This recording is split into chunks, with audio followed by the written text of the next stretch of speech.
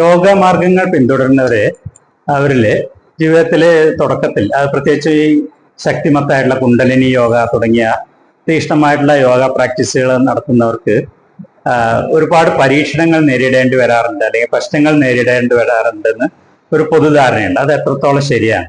ഇനി പറയാൻ പോകുന്നതാണ് ശരിക്ക് യഥാർത്ഥത്തിലുള്ള ഏറ്റവും വലിയ പ്രശ്നം. യോഗ അഭ്യാസികൾ, അന്വേഷകർ എല്ലാവരും നേരിടുന്ന, അവരറിയാതെ പോകുന്ന ഏറ്റവും വലിയൊരു പ്രശ്നമാണ് ഇനി പറയാൻ പോകുന്നത്. അത് നമ്മളെ ഈഗോയുമായിട്ട് ബന്ധപ്പെട്ടതാണ്. ഈ യോഗയൊക്കെ ചെയ്യുമ്പോൾ നമുക്ക് സ്വയം ഒരു തോന്നലുണ്ടാവും, ഞാൻ എന്തോ വ്യത്യസ്തനാണ്, മറ്റുള്ളവരൊക്കെ വളരെ താഴെയാണ് എന്നുള്ളൊരു തോന്നൽ ഉള്ളിൽ വന്നു തുടങ്ങിയാൽ അത് ഏറ്റവും വലിയ അപകടം ചെയ്യും.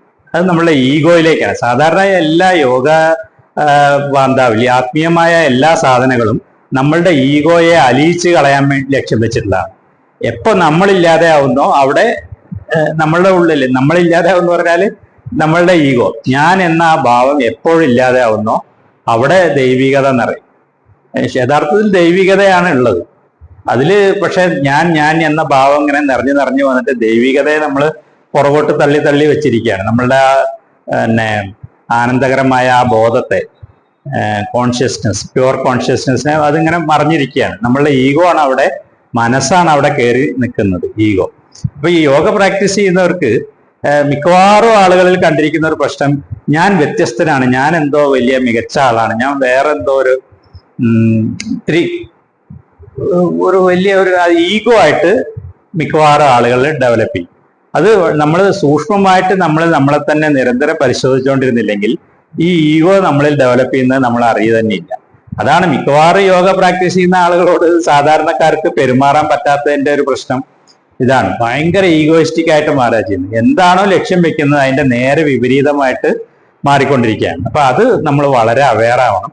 നമ്മൾ അത്ര വ്യത്യസ്തനാണെന്നുള്ളത് ശരിയാണ്, പക്ഷെ ആ വ്യത്യസ്തത ഉണ്ടാവേണ്ടത് ഈഗോ കുറഞ്ഞിട്ടാണ്. ഞാൻ എന്ന ഭാവം നമ്മളിൽ കുറഞ്ഞു വരികയാണ് വേണ്ടത്.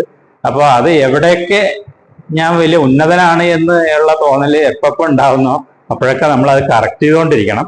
യോഗ നമ്മളെ കൂടുതൽ വിനയാന്വിതനാക്കണം, നമ്മളുടെ ഈഗോയെ കുറയ്ക്കുന്നതായിരിക്കണം. അത് നമ്മളെപ്പോഴും ആത്മപരിശോധന നടത്തിക്കൊണ്ടേയിരിക്കണം.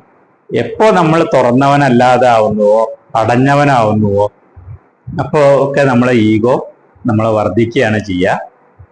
അപ്പൊ ആരും മോശക്കാരല്ല. ഈ പ്രപഞ്ചത്തില് എല്ലാ ജീവികളും, ഏതൊരു മനുഷ്യനായാലും ഏത് ജീവിയായാലും അതിന് അതിൻ്റെതായ ഒരു മൂല്യമുണ്ട്. അതിനെ നമ്മൾ ബഹുമാനിക്കാനും അംഗീകരിക്കാനുമാണ് നമ്മൾ ആ ഒരു മനസ്ഥിതിയാണ് നമ്മൾ ഡെവലപ്പ് ചെയ്യേണ്ടത്. അപ്പോൾ നമ്മളുടെ ഈഗോ കുറഞ്ഞു വരും.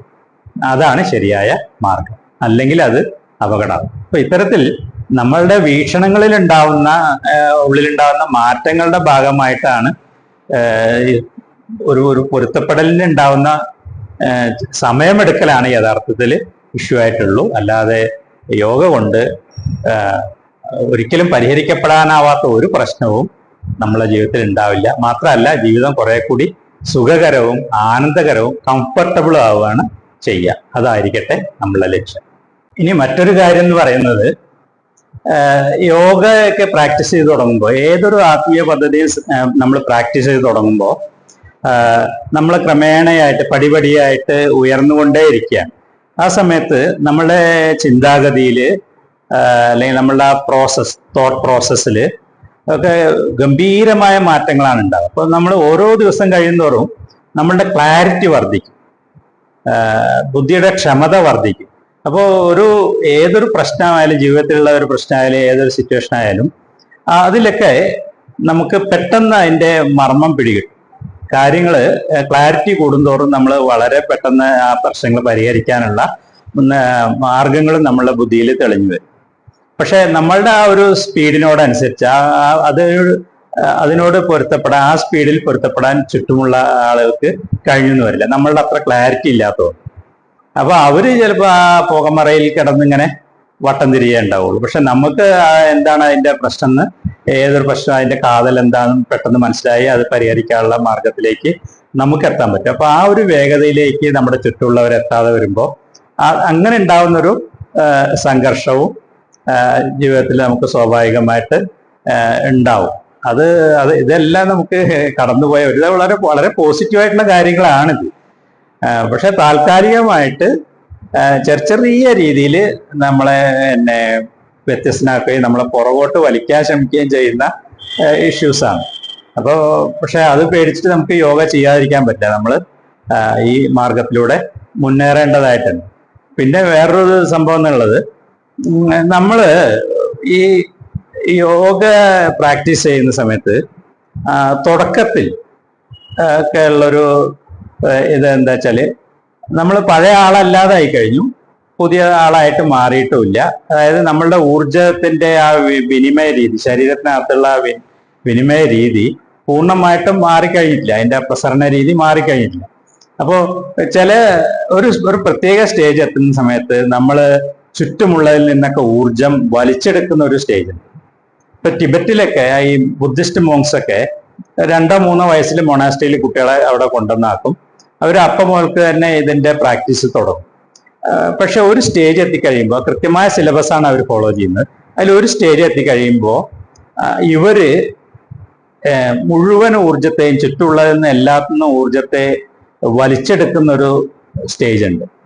അത് കഴിഞ്ഞിട്ട് അതിൻ്റെ ഒരു ഹയർ സ്റ്റേജിലാണ് നമ്മളുടെ ഉള്ളിലുള്ള ഊർജം നിറഞ്ഞു കവിഞ്ഞ് നമ്മൾ പുറത്തേക്ക് നമ്മൾ ഊർജം പ്രസരിപ്പിക്കുക. അതാണ് ശരിക്കും പോസിറ്റീവായിട്ടുള്ള അവസ്ഥ. അതിന് മുമ്പുള്ള ആ സ്റ്റേജ് ഊർജത്തെ സ്വീകരിക്കുന്ന, എല്ലാത്തിൽ നിന്നും സ്വീകരിക്കുന്ന നെഗറ്റീവായിട്ടുള്ള ഒരു സ്റ്റേജാണ്. ആ സ്റ്റേജിൽ പിന്നെ ഉള്ള യോഗി എന്തെല്ലാം ചെയ്യുന്നോ അതൊക്കെ നെഗറ്റീവായിരിക്കും. ഇപ്പൊ നമ്മളൊരു ആ സമയത്ത് ഒരു ചെടി വെച്ചാൽ ആ ചെടി നന്നായി ഉണ്ടാവുക പോലുമില്ല. എന്തിലൊക്കെ ഇടപെടുന്നോ, എന്തെല്ലാം കർമ്മങ്ങൾ ചെയ്യുന്നോ അതൊക്കെ നെഗറ്റീവായിട്ടുള്ള ഒരു കാലഘട്ടമുണ്ട്. അപ്പോൾ അങ്ങനെയുള്ള സമയത്ത് ഇവരെ പുറത്തേക്കേ വിടില്ല. ആ ഒരു സ്റ്റേജ് കടന്നു പോകുന്നത് വരെ ഈ മോങ്സിനെ ഒന്നും മൊണാസ്ട്രിയിൽ നിന്ന് പുറത്തേ വിടില്ല, പൊതുസമൂഹത്തിൽ ഇടപെടാനേ സമ്മതിക്കില്ല. അങ്ങനത്തെ ഒരു കാലമുണ്ട്. അത് നമ്മളുടെയൊക്കെ ജീവിതത്തിലുണ്ട്. കാരണം ഇവിടെ അങ്ങനെ നമുക്ക് മൊണാസ്ട്രിയും കാര്യങ്ങളും ഒന്നും ഇല്ലാത്തതുകൊണ്ട് നമ്മൾ പൊതുസമൂഹത്തിൽ തന്നെ ജീവിക്കുന്നതുകൊണ്ട് അങ്ങനെ ഒരു നെഗറ്റീവായിട്ടുള്ള ഒരു കാലഘട്ടം കൂടി നമ്മൾ കടന്നു പോകേണ്ടതുണ്ട്. എല്ലാത്തിൽ നിന്നും ഊർജം നമ്മൾ വലിച്ചെടുക്കുകയാണ്. അപ്പോൾ ശരിക്കും അത് ഗുണപരമല്ലാത്ത ഇടപെടലായിരിക്കും നമ്മളെ ചുറ്റും നമ്മൾ നടത്തുന്നത്. പക്ഷേ ആ സ്റ്റേജും നമ്മൾ കടന്നു പോകും, അതും കടന്നു പോവേണ്ടിയിരിക്കുന്നു. അങ്ങനെ പോകുമ്പോഴാണ് നമ്മൾ അടുത്ത സ്റ്റേജിലേക്ക്, ഊർജം നമ്മളിൽ നിന്ന് പുറത്തേക്ക് പ്രസരിക്കുന്ന ആ ഒരു സ്റ്റേജിൽ നമ്മൾ എത്തിച്ചേരുക. അപ്പോൾ ഇതെല്ലാം നമ്മൾ കടന്നു പോവേണ്ട സിറ്റുവേഷൻസ് ആണ്. ഇതൊന്നും യോഗ പ്രാക്ടീസിന്റെ പ്രശ്നമല്ല, അല്ലെ യോഗയുടെ പ്രശ്നമല്ല. ഇത് നമ്മളുടെ വളർച്ചയുടെ ഓരോരോ സ്റ്റേജാണ്. അത് ആ രീതിയിൽ തന്നെ മനസ്സിലാക്കണം. അതിലൂടെ ആ റിസ്ക് ഒക്കെ എടുക്കാൻ നമ്മൾ അത് മനസ്സിലാക്കിക്കൊണ്ട് അതിൽ കൂടെ കടന്നു പോകാനും അതിനെ അതിജീവിക്കാനും കഴിയുമ്പോഴാണ് നമുക്ക് ഉന്നതമായ യോഗ ലക്ഷ്യങ്ങൾ നമുക്ക് എത്തിപ്പിടിക്കാനാവുക. അതായിരിക്കണം നമ്മളുടെ ലക്ഷ്യം. അതുവരെ ഈ പൊതുവായിട്ടുള്ള ഭാഷണങ്ങളൊക്കെ ഉണ്ടല്ലോ, അതൊക്കെ ഇത് പൊതുസമൂഹത്തിലുള്ള ചില ധാരണകളാണ്. യോഗ ചെയ്തിട്ടുണ്ടെങ്കിൽ ആകെ പ്രശ്നമാവും, ജീവിതത്തിന്റെ കുടുംബ പ്രശ്നമാവും, അതാവും. യഥാർത്ഥത്തിൽ അങ്ങനെയൊന്നും ഇല്ല. ഈ പ്രശ്നങ്ങൾ അല്ല, അത് ശരിക്ക് ഓരോരോ സ്റ്റേജാണ്. ആ സ്റ്റേജ് നമ്മൾ മനസ്സിലാക്കിയിട്ട് അതിനെ ഓവർകം ചെയ്യാനുള്ള സ്ട്രാറ്റജീസ്, തന്ത്രങ്ങൾ നമ്മൾ സ്വയം ആവിഷ്കരിച്ചിട്ട് മുന്നോട്ട് പോകണം. അതുപോലെ വേറൊരു ഇഷ്യൂ കൂടി ഉണ്ട്. എല്ലാ ക്രിയകളും നമുക്ക് അനുകൂലമായിട്ടുള്ള ക്രിയകളായിക്കൊള്ളുന്നില്ല. നമ്മൾ പ്രാക്ടീസ് ചെയ്യുന്ന എല്ലാ ക്രിയകളും നമ്മളുടെ ഊർജത്തിന്റെ പ്രസരണ രീതിയുമായിട്ട് അതിനെ പോഷിപ്പിക്കുന്നതോ ഉത്തേജിപ്പിക്കുന്നതോ ആയിക്കൊള്ളണമെന്നില്ല. അപ്പൊ നമ്മളിൽ ഒരു മന്ദത ഉണ്ടാവും, നെഗറ്റീവായിട്ട് നമ്മളെ ബാധിക്കുക. അപ്പൊ അത് പക്ഷെ നമ്മൾ ചെയ്ത് നോക്കിയിട്ട് തന്നെ വേണം നമുക്ക് ഏറ്റവും ഉത്തമമായ ക്രിയ ഏതാണ്, നമുക്ക് അനുയോജ്യമായ ക്രിയ ഏതാണെന്ന് നമ്മൾ കണ്ടെത്താൻ. പക്ഷെ അതിൽ പ്രാക്ടീസ് ചെയ്ത് നോക്കി തന്നെ വേണം. അപ്പോൾ യോഗ നമ്മൾ തുറന്ന മനസ്സോട് കൂടിയിട്ട് പ്രാക്ടീസ് ചെയ്യുക, നമ്മളെ ഉന്നതമായ ലക്ഷ്യം വെച്ച് പ്രാക്ടീസ് ചെയ്യുക. അതിനിടയ്ക്ക് ഉണ്ടാവുന്ന ചെറിയ ചെറിയ സ്റ്റേജുകളെയൊക്കെ നമ്മൾ കടന്നു പോവുക, അറിഞ്ഞുകൊണ്ട് തന്നെ കടന്നു പോവാൻ ശ്രമിക്കുക. ഉന്നതമായ ലക്ഷ്യം മാത്രം മുന്നിൽ വയ്ക്കുക. യോഗയുമായി ബന്ധപ്പെട്ട ഇത്തരം നിരവധി വിഷയങ്ങൾ പ്രതിപാദിക്കുന്ന പുസ്തകം ആവശ്യമുള്ളവർ സ്ക്രീനിൽ കാണുന്ന നമ്പറിലേക്ക് അഡ്രസ് വാട്സാപ്പ് ചെയ്യുക.